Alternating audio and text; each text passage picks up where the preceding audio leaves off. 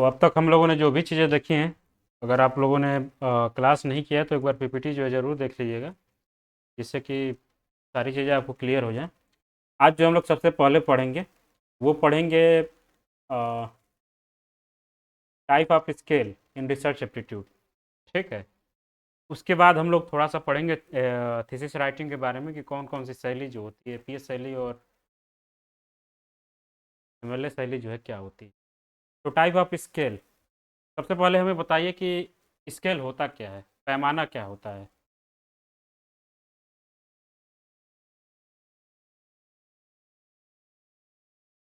हम लोगों ने बहुत सारा चीज़ें पढ़ा होगा साइंस के। हम्म।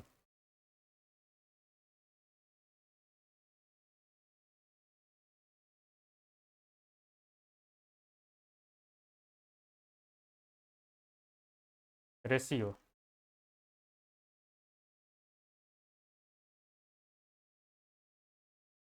नहीं, मैं यहाँ ये नहीं पूछ रहा हूँ, मैं बस ये पूछ रहा हूँ कि स्केल क्या होता है। व्हाट इज स्केल, पैमाना क्या होता है।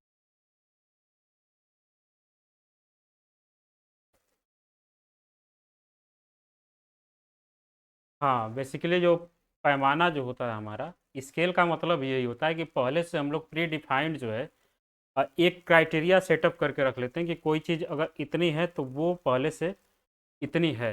मतलब कि पहले से अगर हमारे पास कोई प्री डिफाइंड जो है क्राइटेरिया है, तो उसी को हम लोग स्केल कहते हैं। Scale basically as a reference work use करने के लिए ये यूज किया जाता है। तो जैसा कि हम लोग देख रहे हैं कि टाइप ऑफ स्केल में नॉमिनल स्केल है, ऑर्डिनल स्केल है, इंटरवल स्केल है, और सबसे लास्ट में रेशियो स्केल। और ये लिंकर्ट स्केल और सेमेंटिक डिफरेंशियल स्केल, ये दो एडिशनल स्केल यहाँ पे लिखी हुई हैं। तो एक चीज़ हम लोग याद रखेंगे कि type of scale in research aptitude जो हम लोग पढ़ेंगे, तो नॉमिनल स्केल की जितनी भी क्वालिटी है वो हमारी ऑर्डिनल स्केल में पाई जाएगी। ऑर्डिनल स्केल की जितनी भी क्वालिटी वो हमारी इंटरवल स्केल में पाई जाएगी। इंटरवल स्केल की जितनी भी क्वालिटीज हैं सब हमारी रेशियो स्केल में पाई जाएगी। मतलब कि अगर हम लोग सिंपली अगर कहें कि नॉमिनल स्केल जो है उसी का थोड़ा सा डाइवर्स रूप जो है वो ऑर्डिनल स्केल है। इसका थोड़ा सा डाइवर्स रूप जो है इंटरवल स्केल है, और इसका डाइवर्स रूप जो है हमारा रेशियो स्केल है। तो इसका हम लोग सीक्वेंस याद रखेंगे कि सबसे सिंपल जो होता है वो नॉमिनल स्केल होता है, जिसको हम लोग नाम मात्र पैमाना भी बोलते हैं। इससे पहले हम लोगों ने नॉमिनल और ऑर्डिनल वेरिएबल्स जब पढ़े थे तो उसमें देखा था कि कोई भी ऐसा स्केल हो, नॉमिनल स्केल जब हम लोग देखेंगे, this is the simplest form of measurement scale that categorize data into the distinct category or group without any quantitative value। मतलब कि नॉमिनल स्केल जो होता है वो केवल नाम मात्र का एक पैमाना होता है, जिसमें हम लोग क्या करते हैं कि जो भी हमारे पास डाटा होता है उसको हम लोग केवल अलग अलग कैटेगरी में जो है वो डिवाइड करते हैं, अलग अलग ग्रुप में डिवाइड करते हैं। जैसे कि नॉमिनल स्केल में एग्जांपल हम लोग देखेंगे, जैसे कि हमारा जेंडर क्या है। अब हमारे पास हो सकता है कि 100 लोगों का डाटा हो, अगर उसको हमको नॉमिनल स्केल के रूप यूज करके अगर हमको उनको क्लासिफाइड करना होगा, यानी कैटेगरी वाइज डिवाइड करना होगा, तो हम लोग क्या करेंगे, पूछेंगे कि उसमें कौन मेल है, कौन जो है फीमेल है। इसी तरीके से martial status, marital status, single, married, divorce, ये भी हमारा नॉमिनल स्केल का एक पार्ट होता है। Type of vehicles, car, truck and bicycle. तो नॉमिनल या नाम मात्र स्केल जो है पैमाना, बेसिकली एक ऐसा स्केल है, एक ऐसा पैमाना है जिसमें हम क्या करते हैं कि हमारे पास जो भी डेटा है उसको केवल कैटेगरीज में हम लोग डिवाइड करते हैं, ग्रुप्स में डिवाइड करते हैं। उसमें हम लोग कोई क्वांटिटेटिव जो है वैल्यू जो है हम लोग नहीं वो करते हैं। ठीक है। ये समझ में आया क्या सबको, नॉमिनल स्केल क्या होता है।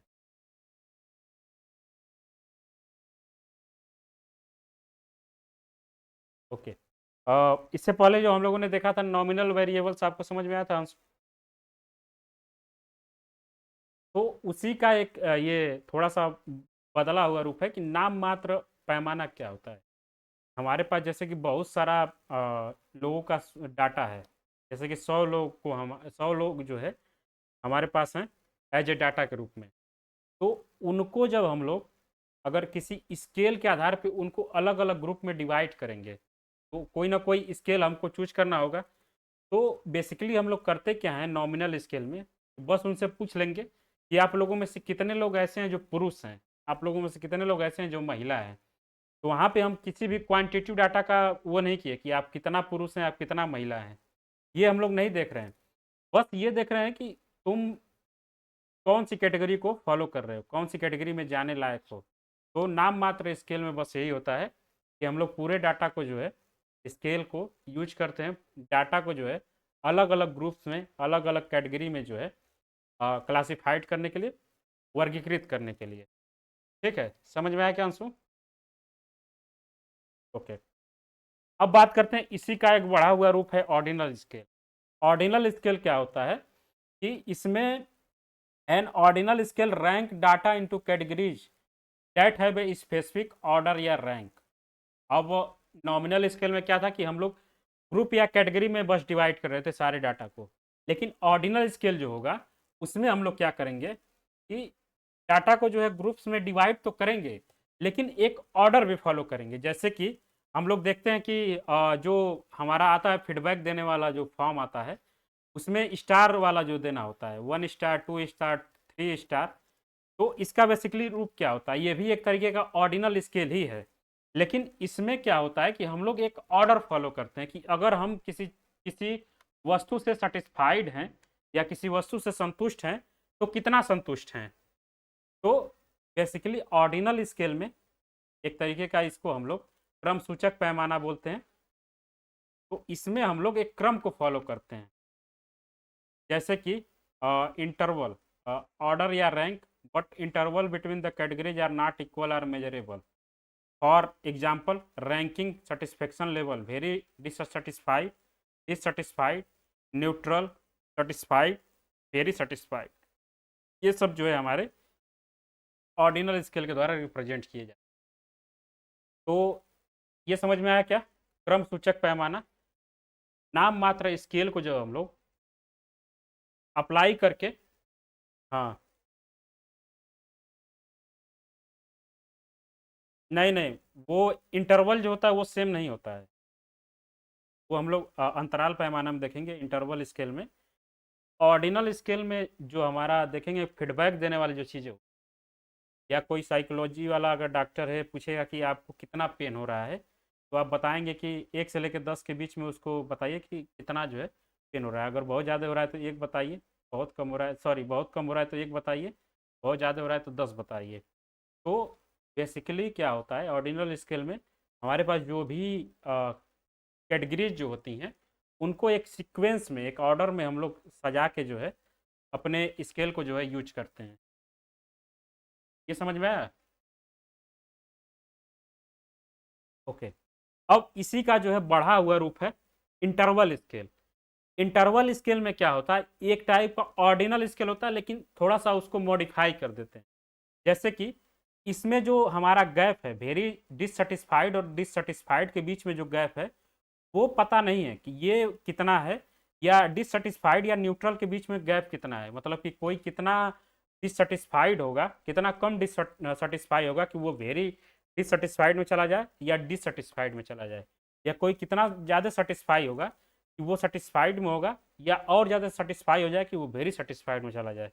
तो इंटरवल स्केल में क्या होता है कि जो हमारे बीच का जो गैप होता है, दो ऑर्डर्स के बीच में जो गैप होता है वो हमको पता होता है।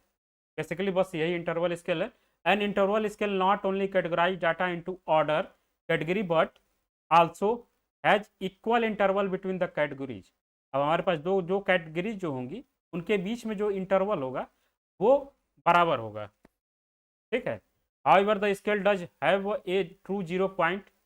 N example, the Celsius scale temperature where difference between the 20 degree Celsius and 30 degree Celsius same as the difference between the 30 degree Celsius and 40 degree Celsius.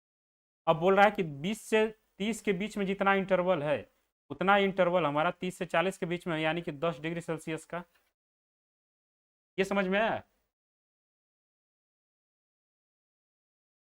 बस इतना याद रखना है कि कोई स्केल ऐसा है, हाँ,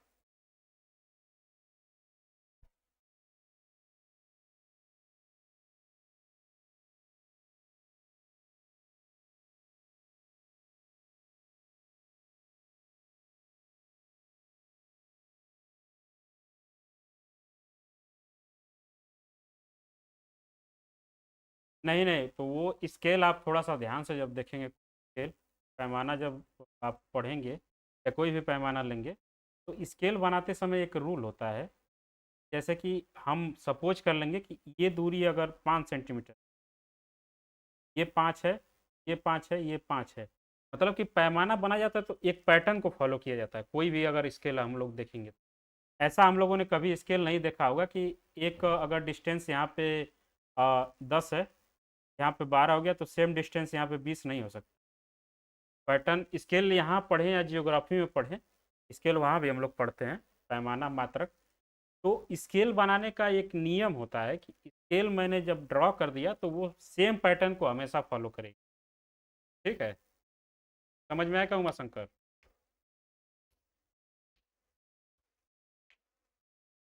ये इंटरवल स्केल है। इंटरवल स्केल और रेशियो स्केल में बस एक चीज़ का अंतर होता है कि the ratio scale similar to an interval scale but include a true zero points, meaning that ratio and proportion can be calculate. जैसे कि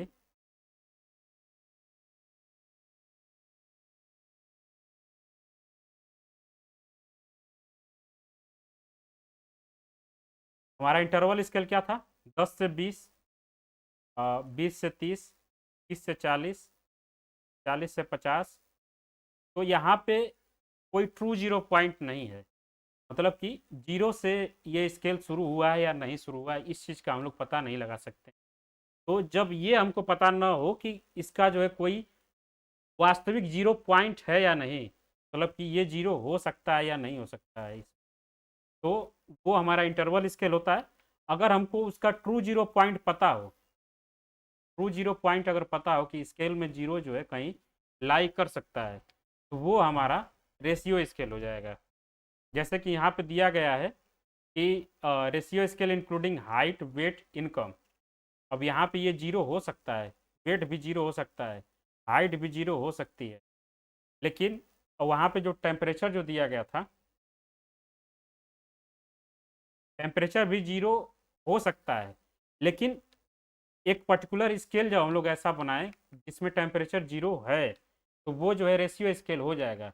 लेकिन रेशियो स्केल और इंटरवल स्केल में बस इतना डिफरेंस है, इंटरवल स्केल के पास कोई रियल टू जीरो पॉइंट नहीं होता है, और रेशियो स्केल में जो हमारे पास कोई एक स्टार्टिंग पॉइंट होता है जो जीरो से शुरू होता है। ठीक है, समझ में आया क्या?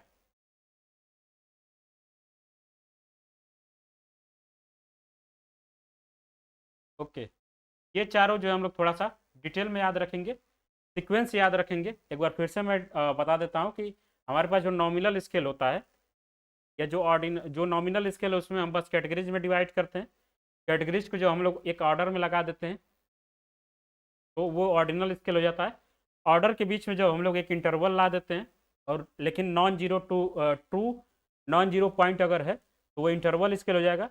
और ऑर्डर है, ऑर्डर भी है, और लेकिन उसका एक हमको ट्रू जीरो पॉइंट भी पता है कि ये स्केल जो है जीरो से यहाँ से शुरू हो रही है, तो वो हमारा रेशियो स्केल हो जाएगा।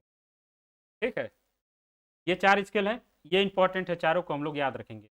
बचा हुआ लिंकर्ट स्केल जो है उसको हम लोग देख लेंगे। This is the type of ordinal scale commonly used to measure attitude or opinion by asking respondent to indicate their level of agreement or disagreement with the series of statement। तो एक तरीके का लिंकर्ट स्केल जो होता है वो एक तरीके का ऑर्डिनल स्केल होता है, इसलिए मैंने इसको बोला कि ये ज़्यादा इतना इंपॉर्टेंट नहीं है। बस इतना याद रखेंगे कि लिंकर्ट स्केल जो होता है एक तरीके का हमारा ऑर्डिनल स्केल है। तो सेमेंटिक डिफरेंशियल स्केल जो है, सेमेंटिक डिफरेंशियल स्केल का हिंदी वही है, अभी फिलहाल वही हमको देखने को भी मिलेगा। This scale measures the connotative meaning of concept और object by asking respondent rate them as series on bipolar objective.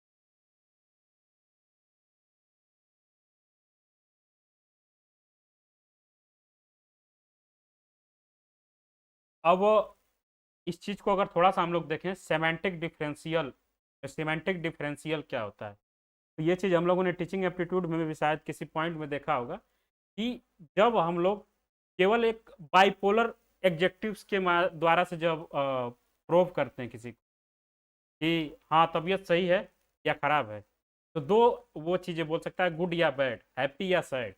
तो बस सेमेंटिक डिफरेंशियल स्केल जो होता है उसमें हम लोग देखते हैं कि जो मेजरमेंट हम लोग कर रहे हैं वो कैनिवेटिव होता चाहिए। कैनिवेशन क्या होता है ये हम लोग कम्युनिकेशन में देखेंगे। बस इतना याद रखेंगे कि सेमेंटिक डिफरेंशियल स्केल में हमारा बाइपोलर एडजेक्टिव्स के माध्यम से जो है हमको रिस्पांस जो है मिलता है, और इसी में जो है हम अपने स्केल को जो है वो डिराइव करते हैं। ठीक है, ये समझ में आया क्या सबको? इसके बाद एक और है विजुअल एनालॉग स्केल, इसको VAS हम लोग बोलते हैं। This is the measurement tool that access subjective characteristics or attitude by asking respondent to mark a point on a line to indicate their perception or feeling such as pain intensity. अब वही चीज़ मैंने बताया कि visual analog scale जो है ये भी एक तरीके का ऑर्डिनल स्केल हम लोग बोल सकते हैं। अब जैसे कि मैंने बोला कि जब हम लोग किसी डॉक्टर के पास जाते हैं तो वो बोलता है कि इस लाइन पे बताओ कि तुमको कितना पेन है। अगर बहुत कम है तो 1 की तरफ बढ़ते जाओ, अगर जितना ज़्यादा पेन है तो 10 की तरफ बढ़ते जाओ। यानी कि तुम ये बता दो कि 1 से लेकर 10 के बीच में तुम कितना जो है नंबर देना चाहोगे अपने पेन को। वो जो चीज़ें होती हैं विजुअली एनालॉग स्केल के अंदर जो है हम लोग देखते हैं। ठीक है,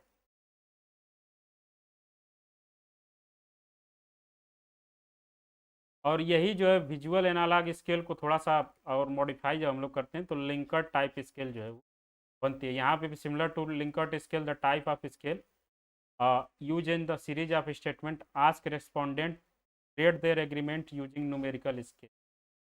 तो ये विजुअल एनालॉग स्केल और लिंकर्ट टाइप स्केल में बस इतना अंतर है कि यहाँ पे हम लोग कोई न्यूमेरिकल डाटा जो है नहीं यूज करते हैं, और यहाँ पे हम लोग न्यूमेरिकल वैल्यू जो है।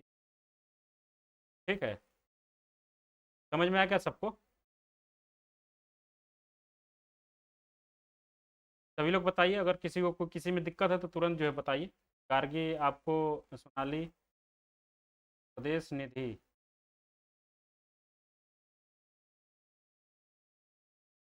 बहुत अच्छा।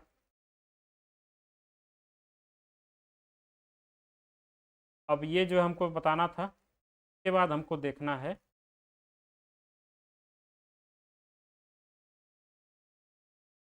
Style in the writing. PA style और MLA स्टाइल से जो कई बार पूछा जाता है तो हम लोग इसको थोड़ा सा देख लेंगे। सबसे पहले हमको याद रखना है कि APA जो स्टाइल होती है थीसिस राइटिंग की, उसको हम लोग अमेरिकन साइकोलॉजिकल एसोसिएशन जो है वो बोलते हैं। ठीक है, इसमें जो है चीज़ों को लिखने के लिए एक सीक्वेंस को फॉलो जो है वो किया जाता है।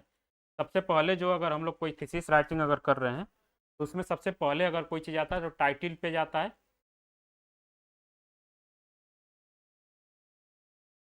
टाइटल पेज के बाद आता है एब्स्ट्रैक्ट। ये सीक्वेंस हम लोग याद रखेंगे।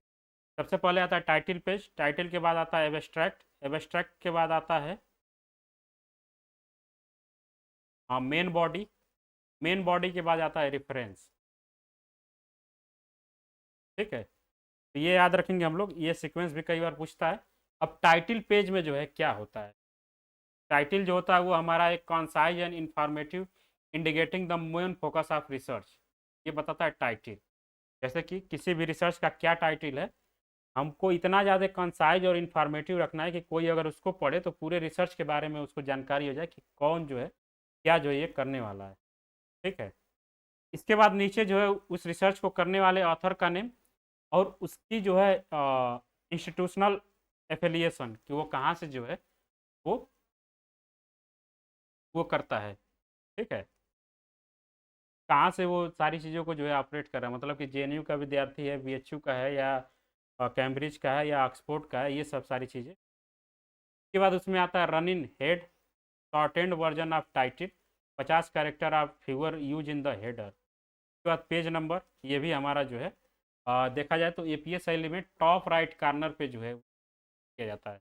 ये भी क्वेश्चन पूछा गया कि APA शैली में जो है APA फॉर्मेट में पेज नंबर हम कहाँ लिखते हैं, तो हमको याद रखना है कि टॉप राइट कॉर्नर में, मतलब कि साइड में हम लोग APA फॉर्मेट में अगर फॉर्मेटिंग कर रहा है वो सारी चीज़ों को लिखता है। इसके बाद बात करेंगे हम लोग एब्स्ट्रैक्ट में। एब्स्ट्रैक्ट जो होता है वो पूरा समरी होता है हमारे पूरे वर्क का, खास करके 150 से 250 वर्ड में जो है वो ये लिखना होता है। कीवर्ड भी एब्स्ट्रैक्ट के नीचे हम लोग देखते हैं कि कौन कौन से कीवर्ड से जो है हम इस वर्क को जो है फाइंड कर सकते हैं, ये सारी चीज़ें होती हैं। उसके बाद मेन बॉडी में आता है introduction, literature review, methodology, result और डिस्कशन। ये सीक्वेंस भी हम लोग याद रखेंगे। सबसे पहले इंट्रोडक्शन होता है कि हम लोग क्या जो है काम करते हैं इसमें, background information, research question, purpose statement, SOP इसको बोलते हैं, significance of study, literature review आता है, मेथोडोलॉजी आता है, रिजल्ट आता है, उसके बाद डिस्कशन। ये सीक्वेंस बस हम लोग याद रखेंगे इसमें, इससे जो इतना ज़्यादा क्वेश्चन नहीं पूछे। उसके बाद आता है रेफरेंस में, रेफरेंस कि कहाँ कहाँ से चीज़ें हमने लिया है। इसमें आता है citation, in text citation using the author date format. ये हम लोग आगे देखेंगे कैसे इसमें फॉर्मेटिंग की जाती है। Reference list, alphabetical list of all source cited in the paper. APA guideline, alphabetical जो है डिक्शनरी जो है हम लोग फॉलो करते हैं। जैसे कि ए से जिसका नाम होगा वो पहले आएंगे, बी से वो उसके बाद सी से, इस तरीके से हम लोग सीक्वेंस फॉलो करते हैं। अब जो है फॉर्मेटिंग गाइडलाइंस थोड़ा सा याद रखेंगे कि सबसे इंपॉर्टेंट जो इसमें फॉन्ट हम लोग रखते हैं टाइम्स न्यू रोमन, ये फॉन्ट रखते हैं। और उसका जो हमारा डिफ़ॉल्ट फॉन्ट साइज है वो 12 है, 12 पॉइंट जो है फॉन्ट हम लोग रखते हैं। स्पेसिंग जो रखते हैं double space through out the document. Margin हम लोग रखते हैं 1 inch margin from all side, मतलब कि चारों तरफ से 1 1 इंच जो है हम लोग सारी चीज़ों को छोड़ के जो है बीच में केवल राइटिंग करते हैं। इंडिकेशन जो होता है, पैराग्राफ्स आर इंटेंडेड 0.5 इंच, मतलब कि एक पैराग्राफ के बाद अगर दूसरा पैराग्राफ कोई शुरू कर रहा है तो उसके बीच में जो डिस्टेंस होती है वो आधा इंच की होती है। हेडिंग जो होता है उसमें हम लोग 3 चीज़ें फॉलो करते हैं, use heading, sub heading and organise contact, level 1 heading, level 2 head. तो ये बेसिकली ये जो कुछ चीज़ें हैं वो आपको समझ में आ रही हैं।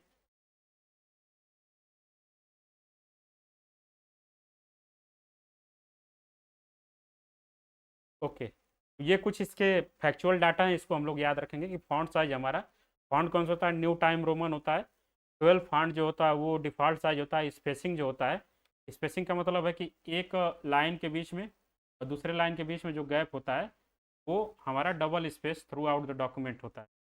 मार्जिंग जो रखते हैं हम लोग चारों चारों तरफ से 1 1 इंच जो है जगह हम लोग छोड़ के बीच में जो है लिखते हैं। इंडिकेशन जो होता है, एक पैराग्राफ से बाद जब कोई दूसरा पैराग्राफ शुरू करता है तो उसके बीच में आधा इंच का जो है गैप होता है। और ये जो बेसिकली कुछ चीज़ें हैं ये हम लोग याद।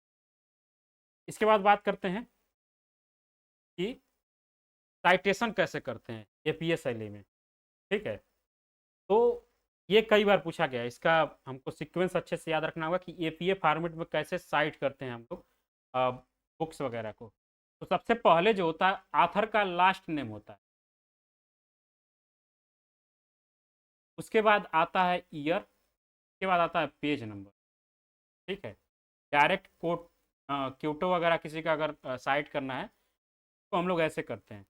इसके बाद अगर पैराफ्रेजिंग आता है, पैराफ्रेजिंग में आथर्स नाम, लास्ट नेम एंड ईयर कि बात पूरे पैरा को हमको बस पैराफ्रेजिंग अगर करना है तो उसमें बस कई जगह हम लोग देखेंगे कि बस आथर का नाम होता है और साइटेशन होता है उसके साथ में, उसका जो वर्क है वो कब का है। इसके बाद रेफरेंस अगर किसी का देना है, बुक अगर है तो उसमें आथर का लास्ट नेम, इनिशियल मतलब कि कौन से साल में जो है वो पब्लिश हुआ है, उसके बाद टाइटल ऑफ बुक एंड सबसे लास्ट में जो है पब्लिशर, उसको जो है पब्लिश करने वाला कौन है।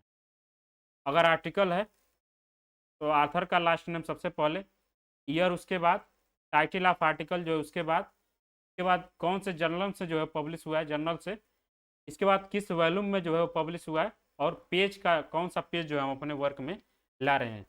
ठीक है, अगर वेबसाइट से आथर इफ़ अवेलेबल, अगर कोई वेबसाइट का आथर है तो वो अगर अवेलेबल है तो वो लिखेंगे। Year date and month, month ये सब सबसे पहले ईयर, उसके बाद मंथ, उसके बाद डे, उसके बाद टाइटल ऑफ वेब पेज, उस वेबसाइट का जो है टाइटल क्या है, और सबसे लास्ट में वेबसाइट का नेम, उसके बाद यूआरएल सबसे लास्ट में। तो एक बार देख लेंगे हम लोग एग्जाम्पल से, जैसे कि एक बुक है कोई, उसके राइटर हैं जे स्मिथ, स्मिथ पूरा, और बाद में जो उनके नाम का जो है केवल एक अक्षर बाद में डॉट, उसके बाद जौन से ईयर में वो पब्लिश हुई है, 2020 में अगर पब्लिश हुई है तो 2020, रिसर्च मेथड इन साइकोलॉजी, ये उनके बुक का जो है नाम है, इसके बाद कौन से प्रेस से ये पब्लिश हुई है, ये लिखना है। ठीक है, क्लियर है।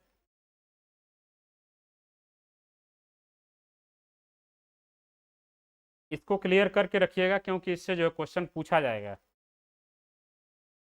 जनरल, और जनरल अगर है कोई, जॉनसन है, ए बी जॉनसन, तो नाम का जो केवल एक लेटर, ए एंड बी, सबसे पहले उनका लास्ट नेम, उसके बाद बीच में अगर कोई नाम है तो उसका केवल एक एक लेटर, उसके बाद सी एंड डी, दूसरे अगर कोई आर्थर हैं, 2019 में पब्लिश हुई है, the impact of sleep on memory consolidation, journal of sleep research में पब्लिश हुई है, 28वां जो है वॉल्यूम है, 30वें पार्ट में जो है पब्लिश हुई है, उसका जो पेज नंबर है वो है ये। तो ये जो है हमारा एग्जाम्पल है कैसे जो है साइट करते हैं एपीए फॉर्मेट में। अब आता है एमएलए। एमएलए का जो है वो हमारा जो फॉर्मेटिंग है वो है मॉडर्न लैंग्वेज एसोसिएशन। इसमें क्या होता है कि डॉक्यूमेंट फॉर्मेटिंग, पेज का जो लेआउट होता है वो स्टैंडर्ड रखते हैं हम लोग, 8.5 इंच गुणे 11 इंच का जो है पेपर हम लोग रखते हैं, with 1 inch margin from all side. Font जो है हम लोग देखेंगे कि न्यू टाइम्स रोमन, इसमें भी है, साइज जो है 12 है, स्पेसिंग जो है double space in the entire document including the title page, abstract, main text and bibliography, सब में जो है वही है, डबल स्पेस। इंडिकेशन जो है वो भी सेम है, 0.5 इंचेज।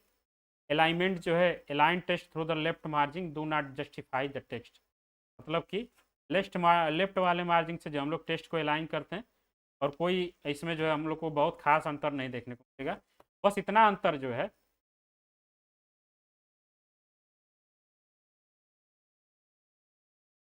उसमें है कि टाइटल सेंटर अलाइन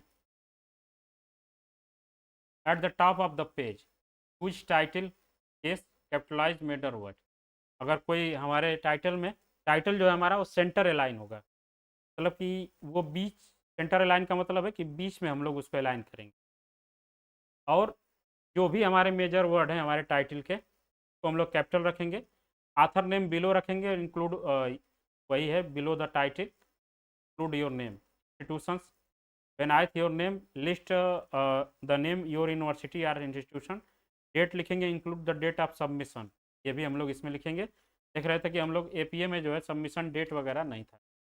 इसी स्ट्रक्चर में इंट्रोडक्शन होता है, उसके बाद लिटरेचर रिव्यू होता है, मेथोडोलॉजी होता है, फाइंडिंग्स एंड रिजल्ट होता है, डिस्कशन एनालिसिस, कंक्लूजन और रिकमेंडेशन, जो है इतनी सारी चीज़ें हमको देखने को मिलती हैं इसमें। एक बार देख लेंगे हम लोग, वहाँ जो था उसमें हम देखेंगे कि रिकमेंडेशन शायद नहीं था उसमें, तो ये देख लेंगे हम लोग कि कौन कौन सी चीज़ें जो है दोनों में है। इसके बाद इसमें जो साइटेशन किया जाता है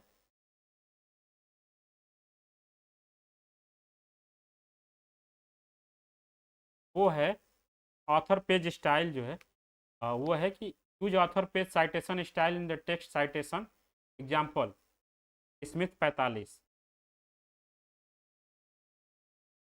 अब यहाँ पे जो हम लोग कर रहे थे उसमें हम लोग डेट भी जो है, हाँ हम लोग वो इन्वॉल्व कर रहे थे कौन से साल में जो है पब्लिश हुई है, लेकिन यहाँ पे लोग देख रहे हैं कि ईयर को हम लोग हटा दे रहे हैं, ईयर हम लोग नहीं इसमें साइट कर रहे हैं, बस स्मिथ 45। अगर कोई कोट वगैरह हमको किसी को करना है तो कोट लिखेंगे, एग्जाम्पल, उसको हम लोग डबल कॉलम में लिखेंगे, उसके बाद उसी में जो है 45 पेज, स्मिथ का कोई वर्क है, 45 पेज पे हमारे काम की चीज़ है, वहाँ पे अगर हम लोग एपीए फॉर्मेट यूज करते हैं तो वहाँ पे कोट में हम लोग देख रहे थे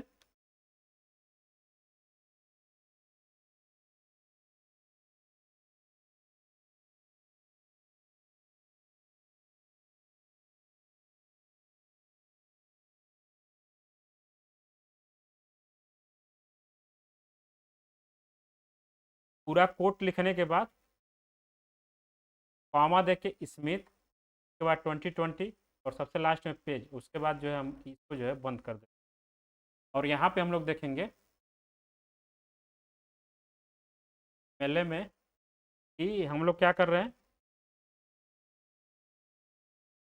डबल कॉमा, डबल इंटरवल का में कोट लिखेंगे, उसके बाद फिर एक ब्रैकेट में जो स्मिथ और पेज नंबर लिखेंगे, और सबसे लास्ट में डबल ब्रैकेट लगा के जो है पूरे को हम लोग बंद कर देंगे।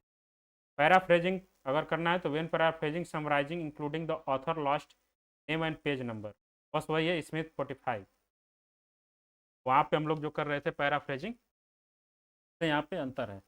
अब बात करते हैं कि अगर हमको साइट करना है, बेसिक फॉर्मेट इसका क्या है, ऑथर का लास्ट नेम, उसके बाद फर्स्ट नेम पूरा, title of book, publisher, publication year. हम लोग देख रहे थे कि वहाँ जो था पब्लिकेशन ईयर हमारे ऑथर के लास्ट नेम के बाद ही आता था, लेकिन यहाँ पे अगर है कि ऑथर का लास्ट नेम पूरा, फिर फर्स्ट नेम पूरा, टाइटल ऑफ बुक, पब्लिशर और पब्लिकेशन ईयर जो है सबसे लास्ट में। तो एग्जाम्पल हम लोग देख लेंगे, जैसे कि Smith and John, John Smith उसका पूरा नाम है, उसके बुक का नाम है द आर्ट ऑफ राइटिंग, एक ग्रीन बुक से पब्लिश हुई है और 2020 में पब्लिश हुई। तो ये सीक्वेंस हम लोग याद रखेंगे, खास करके ईयर से इसमें बहुत ज़्यादा वो घपला यहाँ पे होता है। कई बार पूछा जाएगा कि अगर किसी चीज़ को हम लोग एपीए शैली में, एपीए फॉर्मेट में अगर टाइट कर रहे हैं तो उसको हम लोग किस सीक्वेंस में लिखेंगे, तो इस तरीके से इसमें क्वेश्चन पूछा जाता है। ठीक है। और अगर जनरल है हमारे पास, तो आथर का पूरा नेम, अंतिम नेम पहले, उसके बाद पहला नेम, उसके बाद उसके जनरल का जो है टाइटल, उसके बाद किस में वो पब्लिश हुई है, कौन से वॉल्यूम में पब्लिश हुई है, किस नंबर में पब्लिश हुई है, उसके बाद साल, और सबसे लास्ट में जो है पेज। साल को इधर उधर इन्होंने किया है। तो ये सब सारी चीज़ें जो है हमारी, बस ये इंपॉर्टेंट है हमारे एमएलए फॉर्मेट में। ठीक है।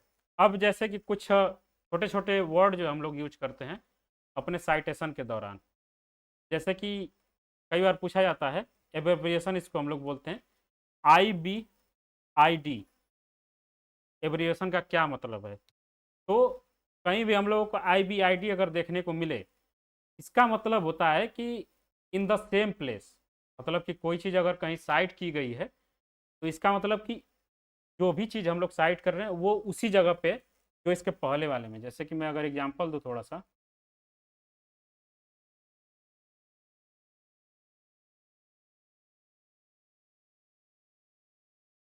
मैं आपको दिखाता हूँ।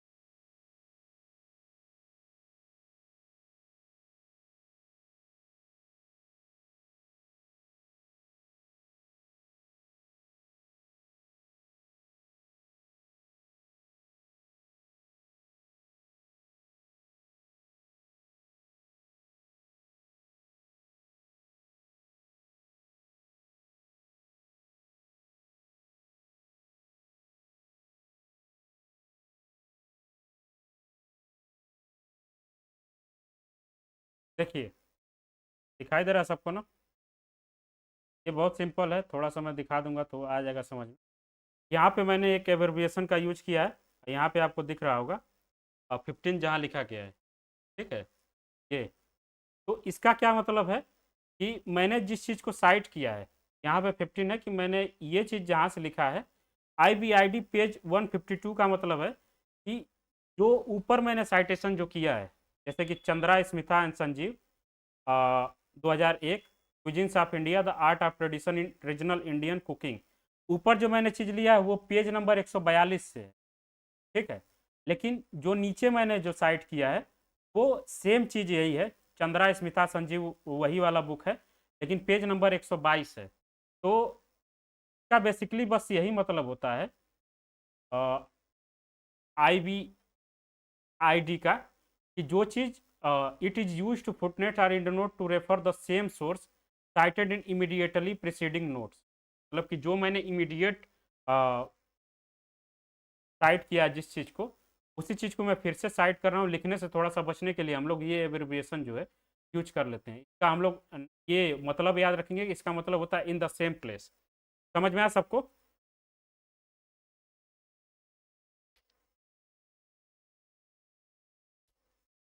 क्लियर है अंशु, उमाशंकर?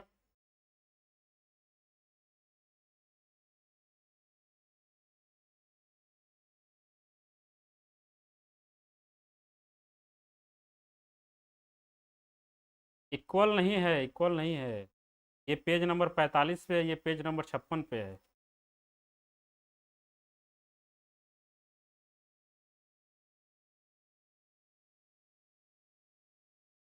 हाँ, तो ये जो इतना वाला जो पार्ट है, ये जो बड़ा वाला जो पार्ट है, वो सेम है, सेम बुक ही होता है। लेकिन हम लोग ये इतना पार्ट को लिखने से बचने के लिए जो है, इसकी जगह अगर हम लोग IBID बस लिख दे और पेज नंबर लिख दे 56, इसका मतलब है IBID का मतलब क्या है कि सेम यही सोर्स है, सेम यही सोर्स है। और 56 का मतलब है कि बस पेज नंबर 56 पे है, पर जो है पेज नंबर 46 पे है। ठीक है, आया समझ में क्या उमाशंकर? अब एक चीज़ मैं आपको और दिखा देता हूँ। अब जैसे कि हमको दो चीज़ साइट करना था, एक है 14,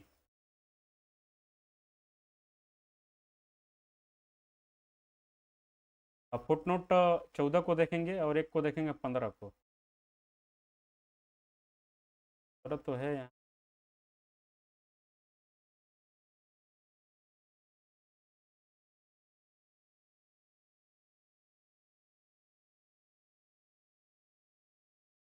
फिर हम लोग देख लेते हैं।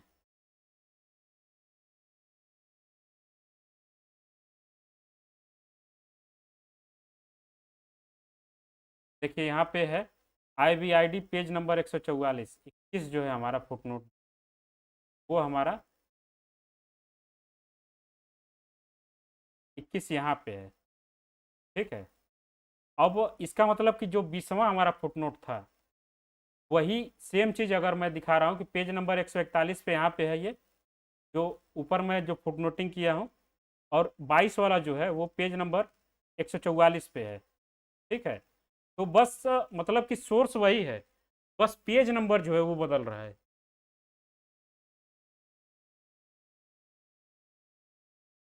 हाँ हाँ, बस पेज नंबर हमारा अलग अलग हो रहा है। समझ में आया क्या उमा शंकर?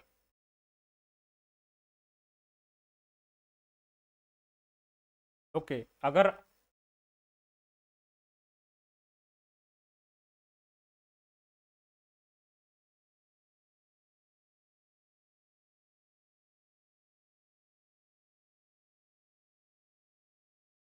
अब जैसे कि आपका मन नहीं कर रहा है कि आप ये एब्रिविएशन नहीं यूज करना चाहते, मत करिए। तो जो यहाँ से डिलीट कर दीजिए, तो जो है फिर से एक बार यूज कर लीजिए। बस पेज नंबर जो है वहाँ पे आप चेंज कर दीजिएगा, 56 कर दीजिएगा। ये भी आप कर सकते हैं। लेकिन अब बताइए, पहले वाला ज़्यादा बेहतर लग रहा था कि ये वाला ज़्यादा बेहतर?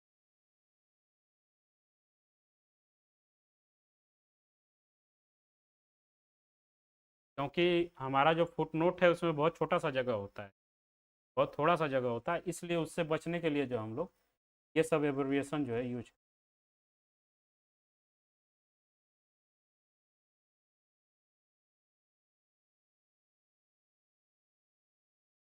ठीक है, इसी तरीके से जो नेक्स्ट एब्रिविएशन है। हाँ,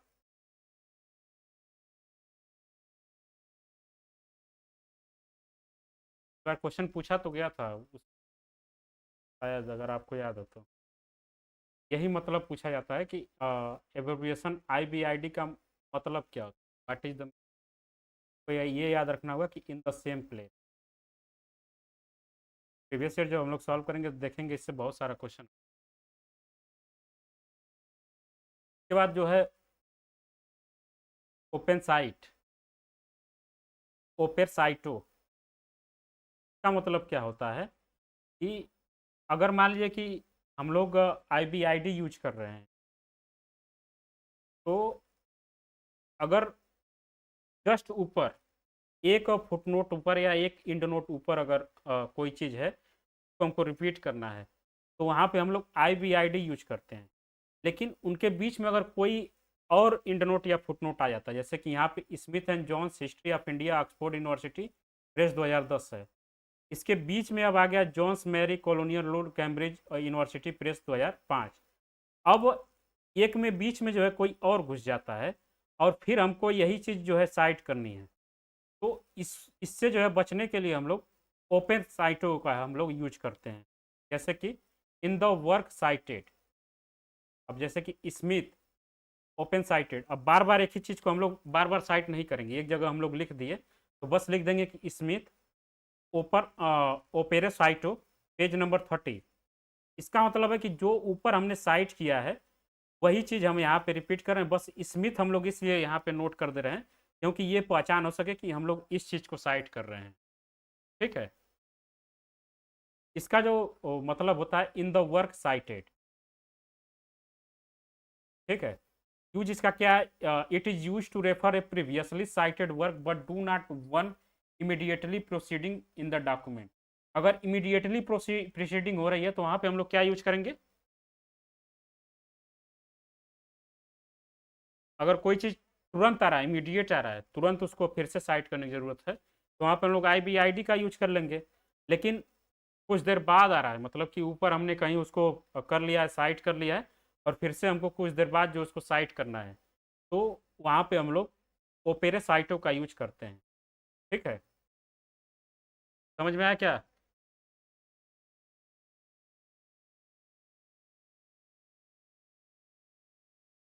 बताइए उमा शंकर।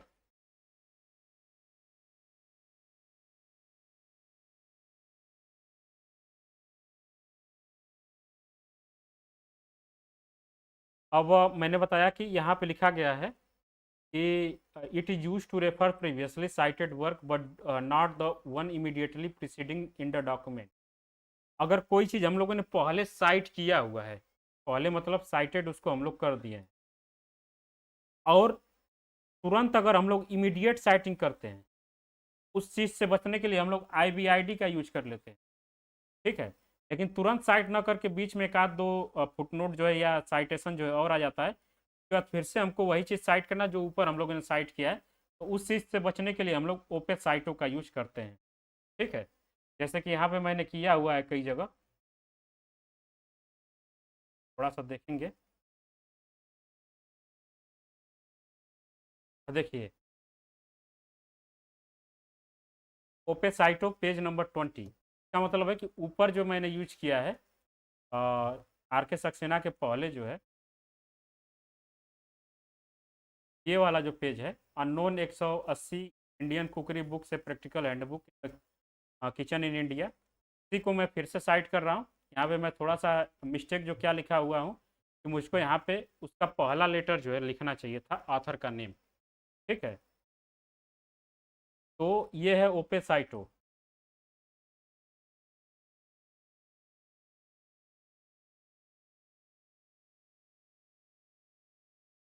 इसके बाद जो अगला एब्रिविएशन है वो है लोकोसाइटो। लोकोसाइटो का क्या मतलब होता है, in the place cited. It is use to refers to same work cited in previous footnote या इंड नोट।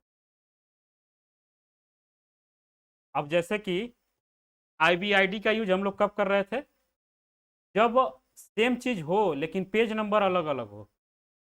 ठीक है, तो वहां पे IBID का यूज हम लोग कर रहे थे, लेकिन हमको फिर से वही चीज साइट करना जो एग्जैक्टली जस्ट ऊपर जैसे है, तो वहां पे हम लोग लोको साइटों का यूज करते हैं, लोको साइट का यूज करते हैं। ठीक है, समझ में आया क्या?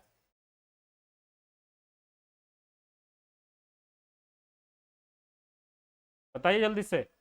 IBID, ओपे साइटो और लोको साइटो। लोको साइटो का यूज हम लोग तब करते हैं जैसे कि जब पेज नंबर जो है डिफरेंस अगर था तो IBID का यूज कर रहे थे। एग्जाम्पल में हम लोग देख सकते हैं कि similar to IBID was used to refer back in the previously cited work in the different location within the same document। For example एक ही पेज पे अलग अलग जगह पे कोई चीज़ दी हुई है, तो उस चीज़ को अगर हमको दो जगह साइट करना है तो एक को हम लोग इस तरीके से लिख देंगे, दूसरे को हम लोग को साइटों का यूज कर लेंगे। ठीक है, इसके बाद नेक्स्ट जो है ET.AL है, ये सबसे ज़्यादा इंपॉर्टेंट है।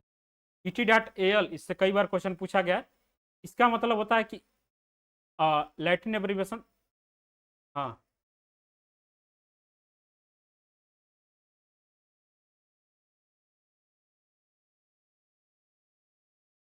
क्लियर हो रहा है तो बताइए, क्लियर है, नहीं तो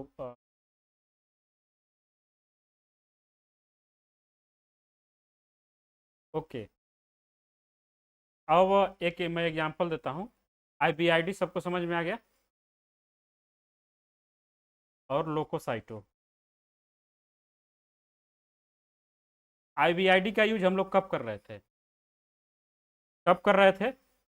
जब एक ही साइटेशन को जो है दो बार करना है। मान लिया कि मैंने यहाँ पे XYZ को साइटेशन किया, पेज नंबर 45 है यहाँ पे, और यहाँ पे XYZ साइटेशन किया, पेज नंबर 46 है। तो इतना लिखने से बचने के लिए मैं बस लिख दूंगा IBID पेज नंबर 46। ठीक है। अब मान लीजिए कि कोई चीज़ हमको और साइट करनी है जिसमें पेज नंबर भी सेम है, वहाँ पे 45 46 जो हो रहा था वो भी सेम है, मतलब कि ये पेज नंबर जो ऊपर मैं साइटेशन जो कर रहा हूँ वो भी पेज नंबर 46 पे है, और नीचे जो मैं करने वाला हूँ वो भी पेज नंबर 46 पे है। तो नीचे को एज इट इज उतारने के लिए, बचने के लिए, बस हम लोग लिख देंगे लोको साइट, का मतलब कि जो चीज़ हमने ऊपर साइट किया है सारा चीज़ जो है वही है पेज नंबर 45 पे, और ये बुक पे। समझ में आया?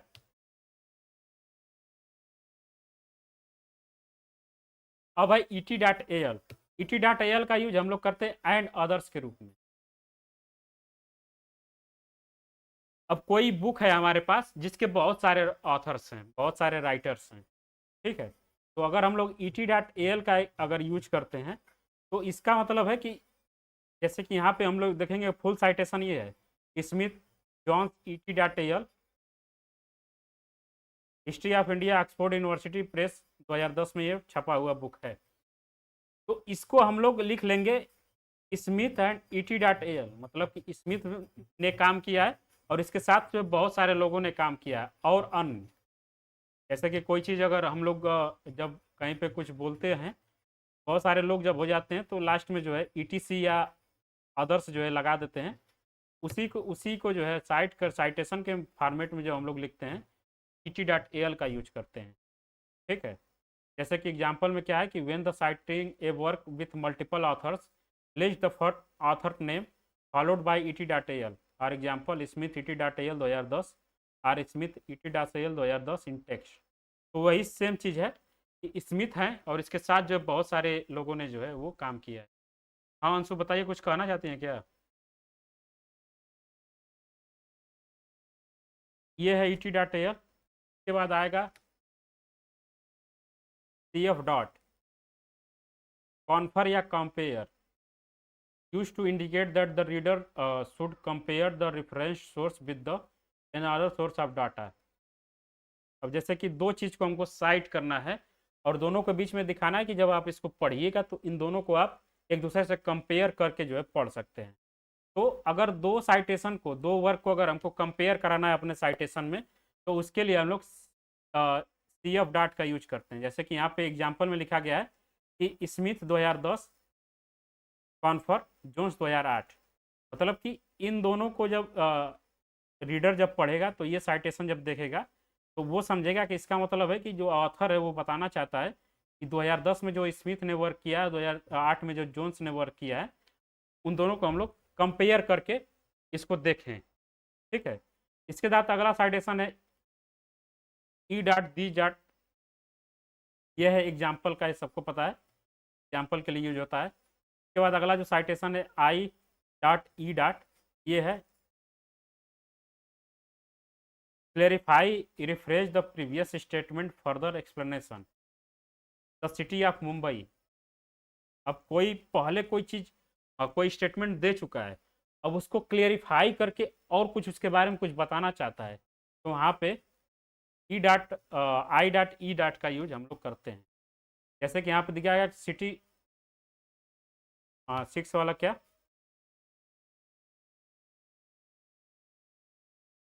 एग्जाम्पल का ये है साइटेशन।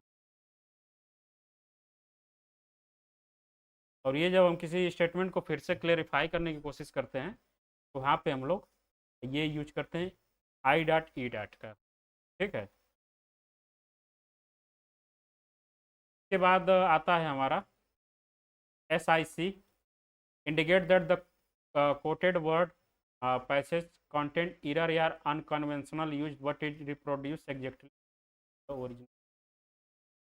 अब जैसे कि कोई चीज़ हम लोग साइट कर रहे हैं और हमको लग रहा है कि इसमें जो है एरर है या इसमें कुछ गलती है, इस चीज़ को दिखाने के लिए हम लोग इस एब्रिविएशन का यूज करते हैं। जैसे कि एग्जांपल है, यदि the signed read please use caution when entering in the premise का यूज मतलब है, ये बताता है कि हो सकता है कि इसमें गलती है, आप अपने ध्यान के साथ जो है पढ़ें। मैंने एज इट इज जैसा मैंने पढ़ा था वैसा इसको उतार दिया है। तो इसका मतलब है एस आई सी का मतलब होता है कि इसमें एरर है, आप पढ़ते समय जो थोड़ा सा ध्यान दें। नेक्स्ट है कि E T dot sequence, E T S C Q, E T sequence इसको हम लोग बोलते हैं, indicate that the reference applies to cited page subsequent pages. जैसे कि कोई चीज़ हम लोग साइट करना चाहते हैं और वो जो है एक पेज के अलावा जो कई सारे पेज में चला गया है, 25 पे है, 26 पे है, 27 पे है, तो अगर पेज जो है सिक्वेंस से बदल रहा है, तो वहाँ पे हम लोग पेज नंबर 25 को लिख के ई टी डॉट सिक्वेंस का यूज कर देंगे कि इसके आगे जो है बहुत सारे सिक्वेंस में ये चीज़ें हमको देखने को मिल रही हैं। इसके बाद एफ एफ डॉट है, ई टी सिक्वेंट, इसका मतलब है indicate that the reference applies to cited page and subsequent pages. Example के लिए जस्ट लाइक ऊपर जैसे ही है।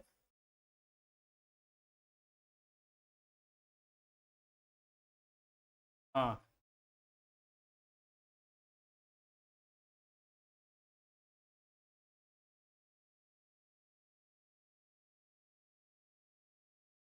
एरर है, एरर है, और इसको बताया जा रहा है कि एरर है, इसमें आप ध्यान से पढ़िएगा।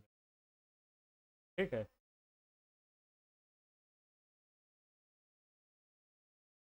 पैसेज कंटेंट एरर मतलब कि उसमें एरर है, आप जब पढ़िए तो ध्यान से पढ़िए। उसके बाद एन डी, नो डेट। अब जैसे कि कोई वर्क है किसी का, उसका ये नहीं पता है कि कब ये किया गया है, तो वहाँ पे हम लोग एन टी जो है एब्रिविएशन यूज करते हैं। उसके बाद वी आई जेड है, और वेडेलिकेट का मतलब है कि namely that is to say introduce more specific detail example validate in the previous statement. जैसे कि it is known that for local cuisines which biryani and kebab. अब जैसे कि किसी चीज़ को हम लोग बता रहे हैं कि वहाँ का लोकल क्विजिन क्या है, और उसको फिर अच्छे से जो है एग्जाम्पल के साथ जो है हम लोग बताते हैं। तो वी आई जेड का मतलब होता है दैट इज टू से, मतलब कि the city of known is the its local cuisine. V I Z का मतलब है कि बिरयानी एंड कबाब।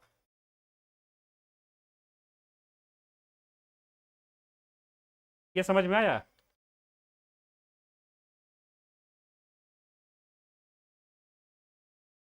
बताइए।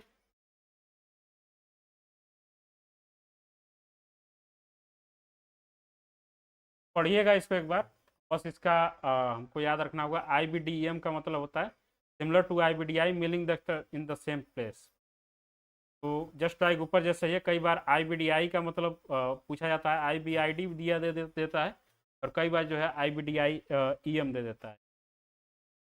पैस इन, indicate that the particular idea and conference occur frequently throughout the text. मतलब कि कोई भी चीज़ अगर हमको किसी टेक्स्ट में बार बार अगर मिल रही है, तो उसमें हम लोग पैस इन का यूज करते हैं। ठीक है, कोई वर्ड है, कोई आइडिया है, कोई कॉन्सेप्ट है, किसी वर्क में हमको बार बार जब देखने को मिलती है तो उसके लिए हम लोग पैस इम का यूज करते हैं। ठीक है, तो इतने साइटेशन थे। एक बार मैं इसको ग्रुप में सेंड कर दूंगा, आप इसको पढ़िएगा। उसके बाद जो है बताइएगा कौन सा नहीं समझ में आया, तो कल जो है मैं इसको एक बार फिर से बता दूंगा। ठीक है, मैं पीडीएफ जो है एक बार शेयर कर दूंगा आज। कितने पेज तक जो है वो हमको बताना है।